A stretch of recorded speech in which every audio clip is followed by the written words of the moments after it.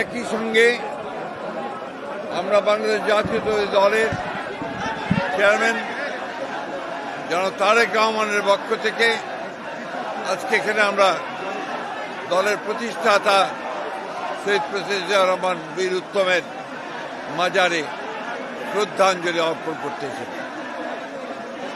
আজকে তারই পাশে শুয়ে আছেন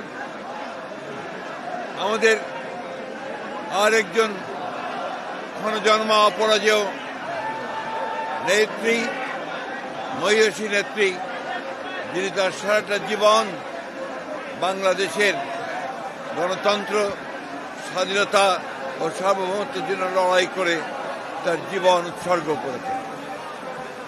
শহীদ প্রেসিডেন্ট জিয়া রহমান বাংলাদেশের রাজনীতিতে একটি এমন নাম, যে নাম প্রতি মুহূর্তেই স্মরণ করতে হয়, যিনি বাংলাদেশের স্বাধীনতা ঘোষণা করেছিলেন এবং পরবর্তীকালে বাংলাদেশে গণতন্ত্রকে এবং বহুদলীয় গণতন্ত্রকে তিনি পুরো প্রবর্তন করেছিলেন। সংবাদপত্রের স্বাধীনতা নিশ্চিত করেছিলেন, বিচার বিভাগের স্বাধীনতাকে নিশ্চিত করেছিলেন এবং অর্থনীতিতে একটা বটমলেস বাস্কেটের অভিত হওয়া বাংলাদেশকে সমৃদ্ধির অর্থনীতিতে পরিণত করেছিল।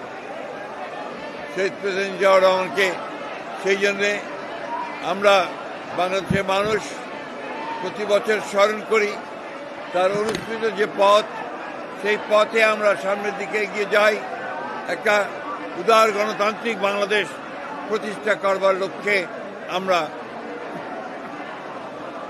আরো দৃঢ়ভাবে শপথ গ্রহণ করি।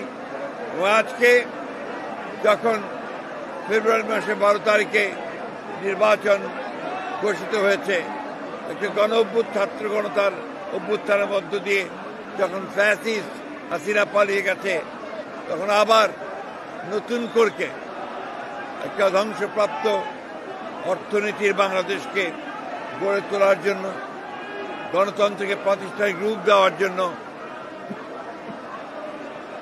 আমরা আজকে এখানে শপথ নিয়েছি। এবং এই শপথের মধ্য দিয়ে বাংলাদেশ জাতীয়তাবাদী দল এবং সমস্ত অঙ্গ সংগঠন বাংলাদেশে শহীদ জিয়ার যে আদর্শ, সে আদর্শকে এখানে বাস্তবায়িত করবে, এই শপথ আমরা আজকে এখানে নিয়েছি। আমরা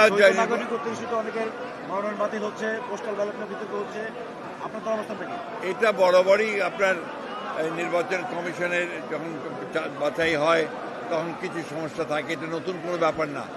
আমরা এখন পর্যন্ত নির্বাচন কমিশনকে দেখেছি যে মোটামুটিভাবে তারা যোগ্যতার সঙ্গেই কাজ করছে।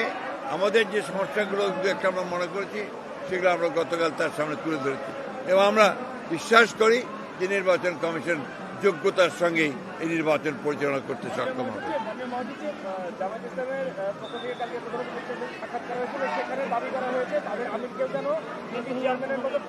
এটা তাদের ব্যাপার, এটা আমাদের ব্যাপার নয়। আজকে এই জন্য আমরা এখানে সরি না, আমাদের কাছে এই ধরনের কোনো অভিযোগ নেই। ধন্যবাদ।